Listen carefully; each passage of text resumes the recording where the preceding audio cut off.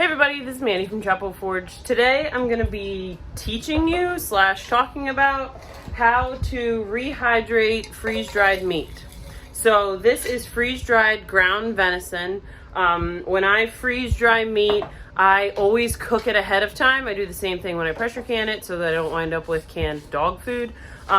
So I usually cook this into crumbles, whether it's beef or venison or bison or whatever. I always cook it down into crumbles and then I freeze dry it. I really don't want to put raw meat into my freeze dryer. Plus, the whole point of having long-term storage, in my opinion, is that it's quick and easy. So if I have raw meat that's freeze dried, that's kind of silly. I might as well just pull it out of the freezer.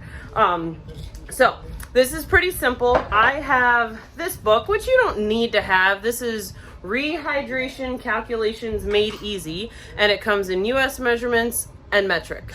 So I'll link this in the description if you want to check that out. A lot of this stuff, you don't have to be real picky. If you've been following me for a while, you know that I am not all about specific measurements and analness and whatever. We just kind of roll with it. But the book says that you should do...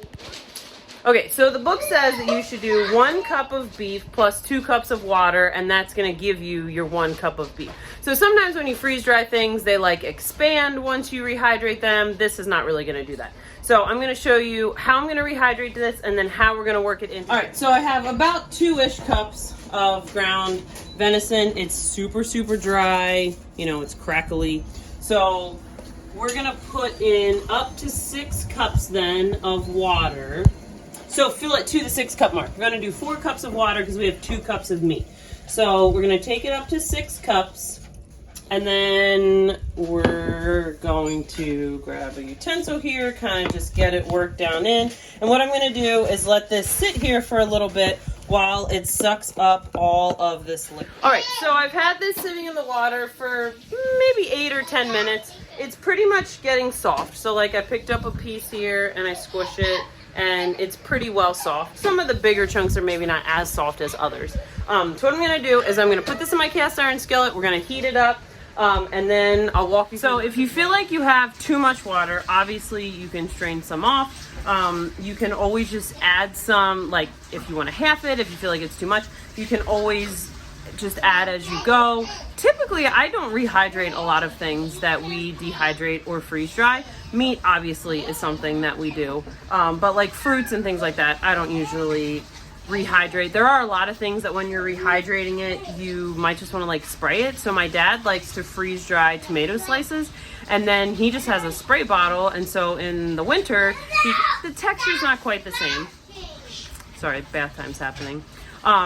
But the taste is the same. So you get that like summer fresh tomato taste on your BLT or whatever in the middle of winter. So not everything will need like fully rehydrated like this. So I have my meat in. We're just going to continue to kind of cook that.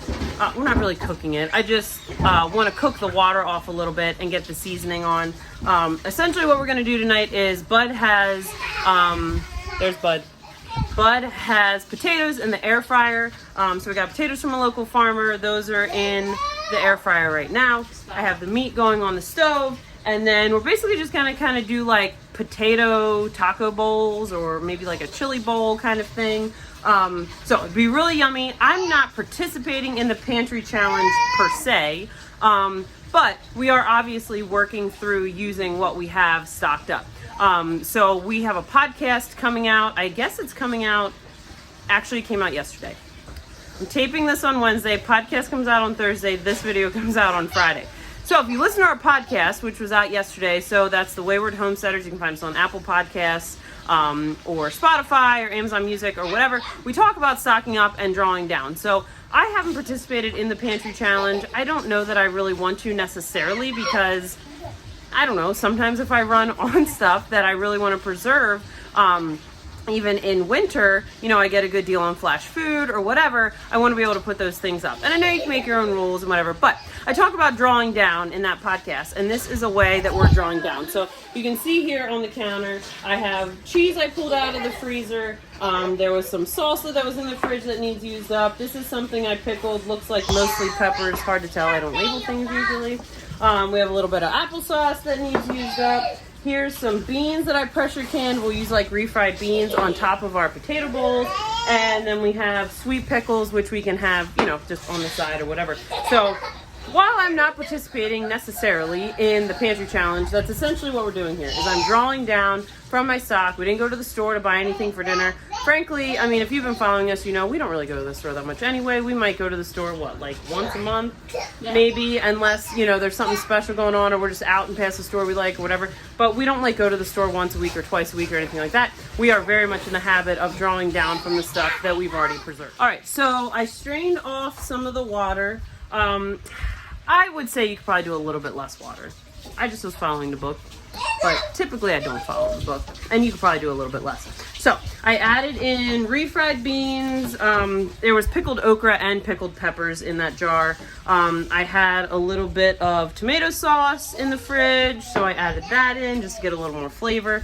You can season this however you want. And yeah, Bud's got our potatoes here.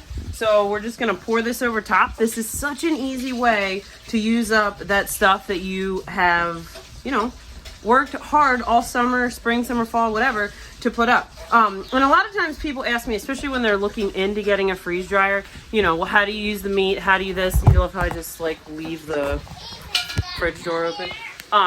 You know, how do you use all this kind of stuff? And like, meat's super easy to use.